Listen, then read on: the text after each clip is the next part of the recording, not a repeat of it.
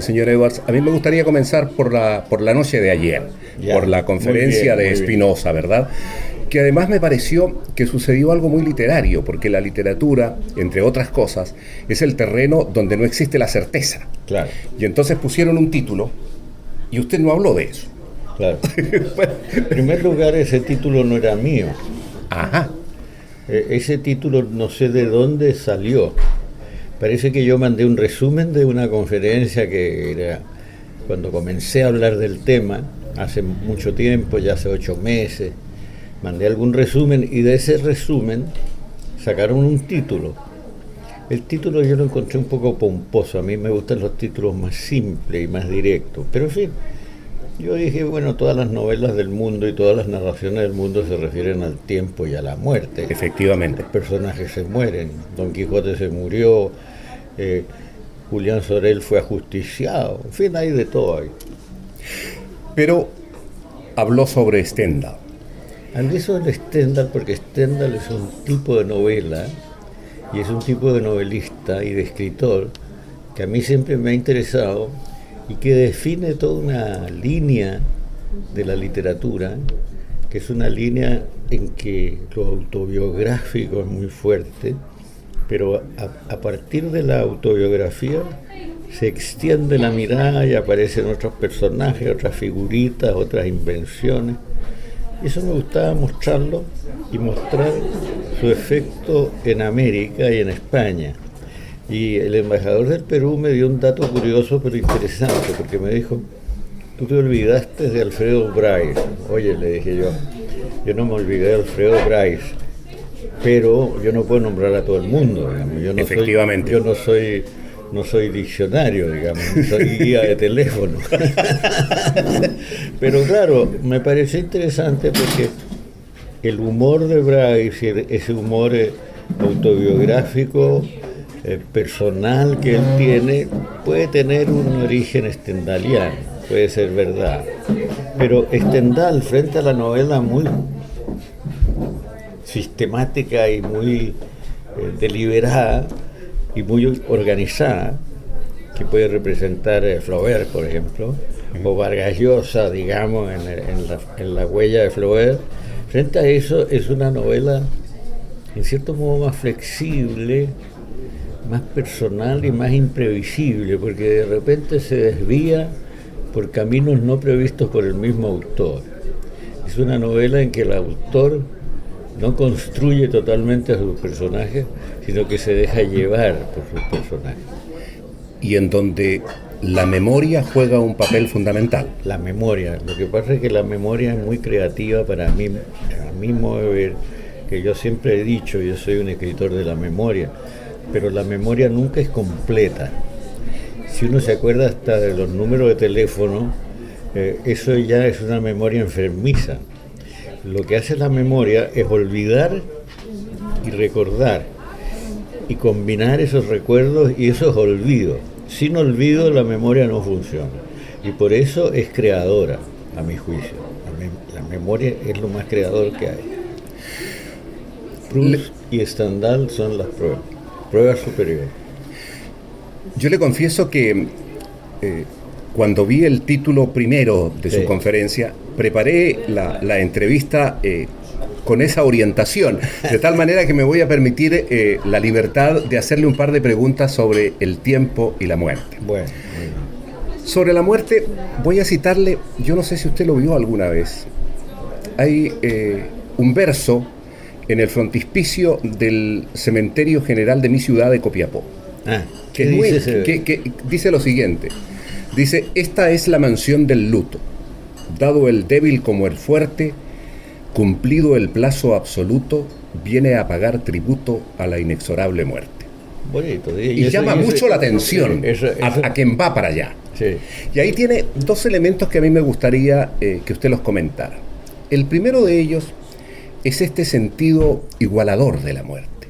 La muerte no discriminadora, la muerte que no reconoce clases sociales. Allegados son iguales los que viven por sus manos y los ricos. Eso lo dice Jorge Manrique.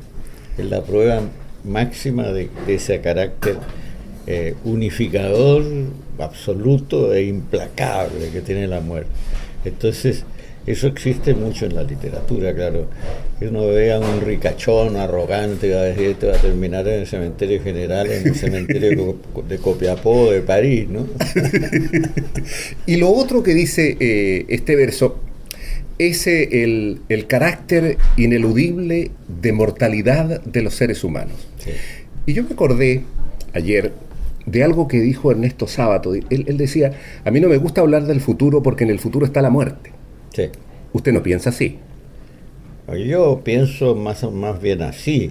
Ah, sí. Sí, porque resulta que yo hablo mucho del pasado, pero el futuro, y sobre todo a mi edad, ya se ve más negro. Y yo prefiero no hablar demasiado del futuro. Pero a mí me gusta recordar. Y recordar remite al pasado. Y lo que pasa es que el pasado desapareció. Se hundió. Por ejemplo, en la ciudad de Santiago, cuando yo era niño, no queda nada. La ciudad el Valparaíso de mi niñez, nada. El Viña del Mar de mi niñez, donde yo iba a veranear con la familia, bueno, no queda nada. Era una ciudad de casitas y jardincitos, y ahora es una ciudad de edificios feos en general. Así que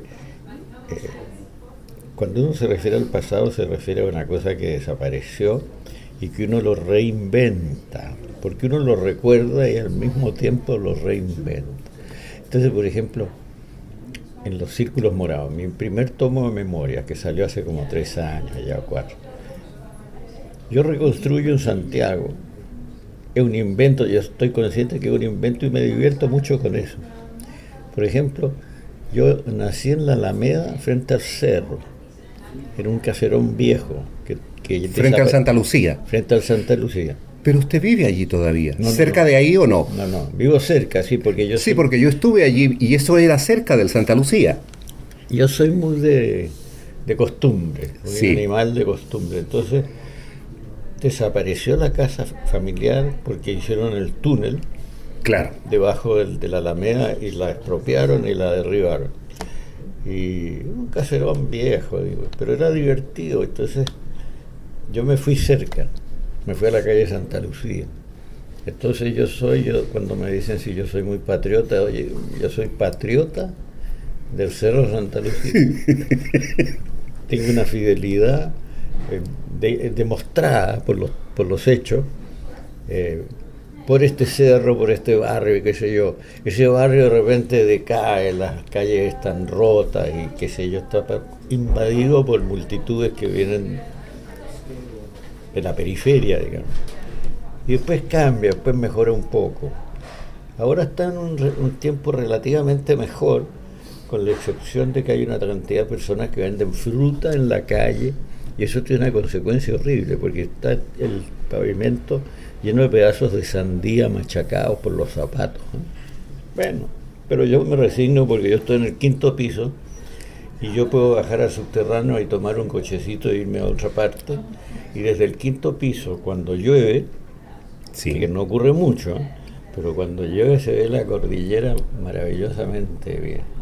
Yo le saco fotos y se las mando, ahí tengo la técnica necesaria, se las mando a mis amigas de España para que sufran, para que quieran ir. Señor Eduardo, pero le voy a explicar por qué pensaba yo que usted no tenía la misma creencia de Sábato. Porque yo lo escuchaba anoche y usted tiene el proyecto de leerse 4.000 páginas en Sí. 2 meses sobre Stendhal. Eso era un poco una broma, pero al final. Tiene la intención de hacer un ensayo sobre Stendhal. Sí. Está terminando su segundo libro de memorias. Va a retomar una novela que está pendiente. Bueno, todos esos son muchos planes de futuro. Eso me da para 2 años más o menos. Ya. Entonces yo no sé si voy a durar 2 años más, pero mire, tengo una cosa que me hace ser relativamente optimista, que en mi familia paterna Sí. son todos longevos. Tengo una tía que se murió hace poco, de 102 años.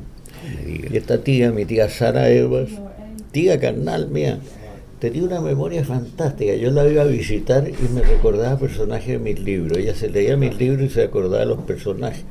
Entonces, yo digo, si yo llego como esta señora hasta el final, esta señora se cayó y ahí bajó y se murió. Pero hasta los 102 estaba como tú, no estaba mejor que Nicanor Parra, que tiene 102, pero que ya no ve ni oye. Yo digo, para llegar a esa edad sin ver y sin oír, no vale mejor, la pena. Mejor es morir, irse para el otro lado. Pero, y tuve un amigo longevo extraordinario. Cuando saqué el premio Cervantes, lo fui a celebrar con él. Él no era miembro del jurado, pero fui a celebrarlo con él. Cuando fui a celebrar el premio Cervantes con él, él tenía 98. Él era un escritor muy notable, Francisco Ayala, se llama, Paco Ayala. ¿Por qué era amigo yo de él? Es muy curioso. Yo estudié en una universidad norteamericana un poco, me dieron una beca y estuve un año de posgrado en Princeton, en Nueva Jersey. Y los profesores de español, muchos de ellos exilados de la España de Franco, Sí. se reunían a almorzar, los de toda la región, viajaban en un trencito y se juntaban. Y se reunían a almorzar el miércoles a mediodía en un lugar de la universidad, en un lugar que está cerca de la universidad. Y entonces, de repente me adoptaron. Y se dieron cuenta que yo era un chico que leía, que escribía y cosas. Sí. Me adoptaron. Entonces yo empecé a ir al almuerzo los miércoles. Y ahí conocí. Paco Ayala tenía más de 50 años, para mí era un anciano, yo tenía 20 y tantos. Y sin embargo, a los 100 años, el gobierno de España le hizo una gran conmemoración, un gran homenaje, y me hizo invitar a mí. Yo fui desde Chile. Y cuando saqué el premio, lo fui a visitar, de 98 él, sacó una botella de whisky etiqueta negra y la puso encima de la mesa y creo que nos tomamos toda la botella, entre él y yo. Yo me emborraché y él no. ¿Ve usted? Esto es relativo, pero claro, hay algo que no es relativo. La muerte no es relativa. No. Eso nos toca a todos, claro. 4 cosas finales. Vuelvo a Stendhal. Ya. Existe, usted lo sabe mejor que yo, el síndrome de Stendhal, Sí. que es aquel que el asombro, el volverse enfermo cuando hay un exceso de belleza. Sí. ¿Existe realmente eso? Bueno, eso por ejemplo es lo que yo conté de la muerte del personaje de Proust, Sí. ese escritor, Bergot, es un invento, pero se parece mucho al mismo, porque un escritor, no como él. En la muerte de él hay un deslumbramiento tal frente al cuadro de Vermeer, que se llama Vista de Delft. Hay un deslumbramiento tal que el tipo se enferma y finalmente se muere. En la novela de Proust se muere. Así que el síndrome existe, por lo menos en algunos casos, y existía en Stendhal, porque Stendhal se quedaba completamente deslumbrado frente a un cuadro o frente a una... Sobre todo le gustaba la ópera, el canto le gustaba. Era muy arbitrario porque decía que no le gustaba la música sin canto. Bueno, a mí me gusta la música con canto y sin canto. Señor Evas, estaba buscando la unión entre el nombre de Spinoza y su conferencia. Y llegué bueno, a la siguiente, pero llegué a una conclusión que a usted le va a parecer. Eso es más sutil y yo ahora, fíjese la idea que tenía. Mire. Llegar a Madrid, tengo un texto de Spinoza, Sí. leérmelo. Ya. No, pero fíjese, mire, a propósito de sutilezas, Spinoza siempre creyó firmemente que sin alegría no hay felicidad posible. Es decir, él pensaba que la alegría era un eje fundamental para ser feliz. Claro. Y una parte de la... Y tenía gran razón. ¿Eh? Y una parte de la alegría, no toda, pero una parte de la alegría es el buen humor. Claro. Y usted tiene no solo buen humor literario, sino tiene buen humor como razón de vida. Sí. O debería decir ironía. Bueno, la ironía se toca muy cerca con el humor. Sí. Pero la ironía a veces es más seria y es un poco pesada también. ¿Ah, sí? La ironía puede ser un poco criticona, digamos. Ya. Y el humor es más libre, más suelto. Yo creo que he tenido humor, sí, he tenido humor. Eso no lo puedo negar, porque es una cosa que me dice siempre la gente. Tú tienes humor y tal. Efectivamente. estás muy viejo y sigues con humor, y pienso morir con humor, les digo yo. Si sé que me voy a morir, me voy a tratar de que me... ¿Pero es algo deliberado? ¿O viene de adentro, digamos? Hay una cosa doble ahí. Es algo que viene de adentro y es algo que uno celebra y cultiva también. Dos cosas finales que tienen que ver no con literatura, sino con la actualidad. Usted, por esas cosas maravillosas de la vida, a pesar de las diferencias enormes desde el punto de vista político, tuvo una amistad con Pablo Neruda. Sí.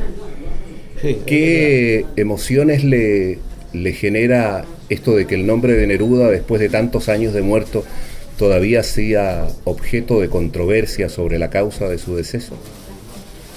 Bueno, me sorprende, pero veo las razones. Yo en realidad me cuesta creer en esa tesis porque yo fui testigo de lo enfermo que estaba él. Entonces la persona que levanta todo este tema dice cosas absurdas, porque el chofer de él dice, por ejemplo, Neruda se fue a Chile para ayudar al gobierno de Allende. Neruda podía ayudar al gobierno de Allende en París, porque en el París estaba radicada la deuda de Chile, el Club de París era el club de nuestros acreedores, y había muchos temas que podían interesar mucho al gobierno de Allende. Y Neruda se fue a Chile y se encerró en Isla Negra. Y no salió hasta que partió de Isla Negra a la clínica. Entonces, yo discrepo, yo creo que Neruda no fue a Chile a ayudar a Allende, sino que fue a Chile porque ya se sentía demasiado mal. Y hubo una comida importante en la embajada, pocos días antes de que él partiera, en que fue el ministro Clodomiro Almeida, que era ministro de Relaciones, y fue el ministro francés. Fueron grandes personajes franceses, porque Neruda tenía llegada, tenía amigos y todo. El presidente de la asamblea, Edgar Faure, era amigo de él, y estaba ahí.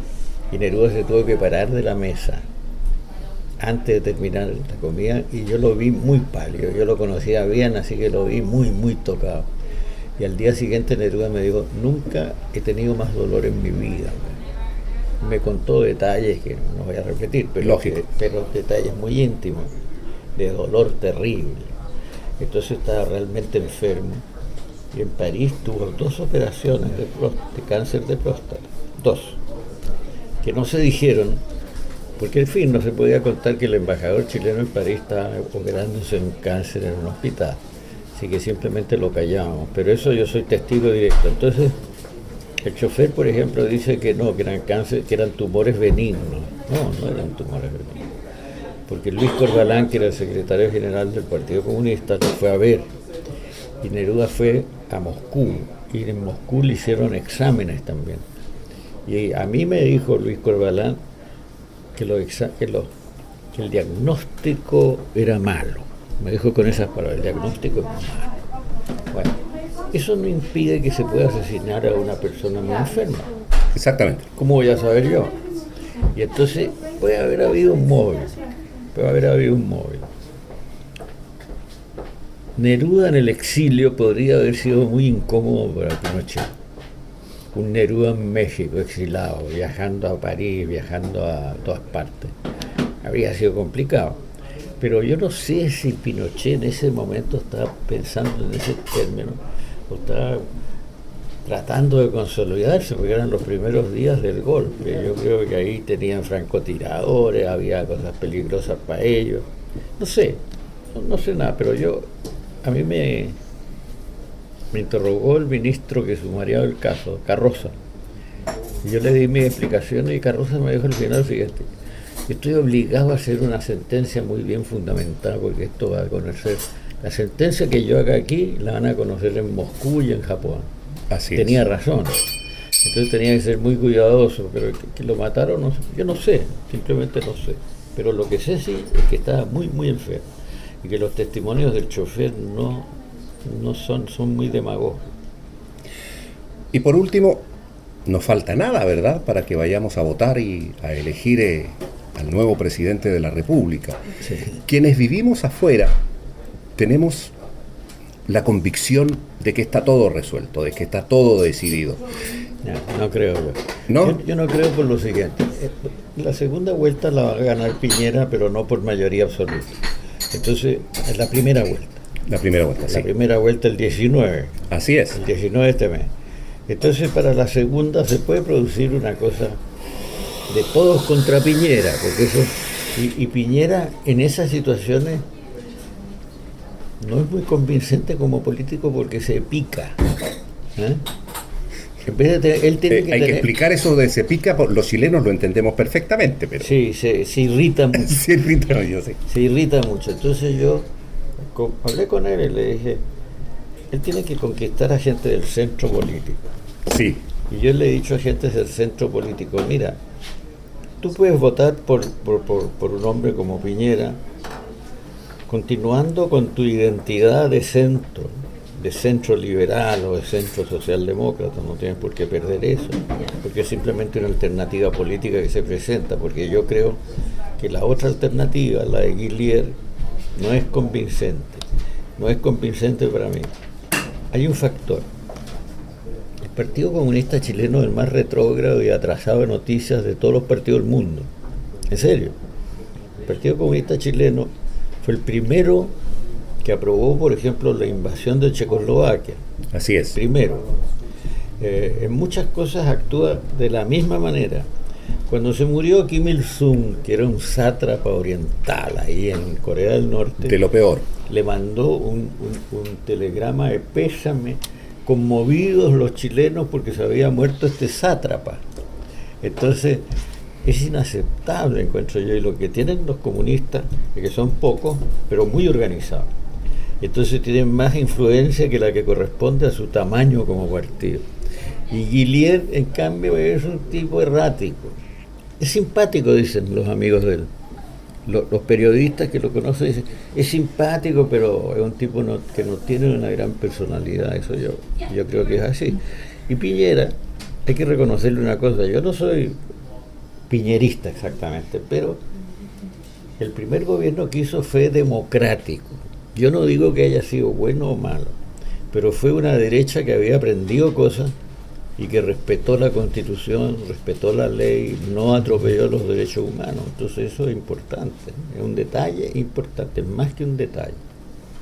Por eso yo digo, se puede votar por Piñera sin ser de derecha. Yo no me considero de derecha. Me considero ex izquierdista. Viene de vuelta. Que vengo de vuelta en un mundo que también viene de vuelta. De muchas cosas. Señor Edwards, un gusto saludarlo, verlo nuevamente, verlo con muy buena salud, que le vaya muy bien. Muchas gracias.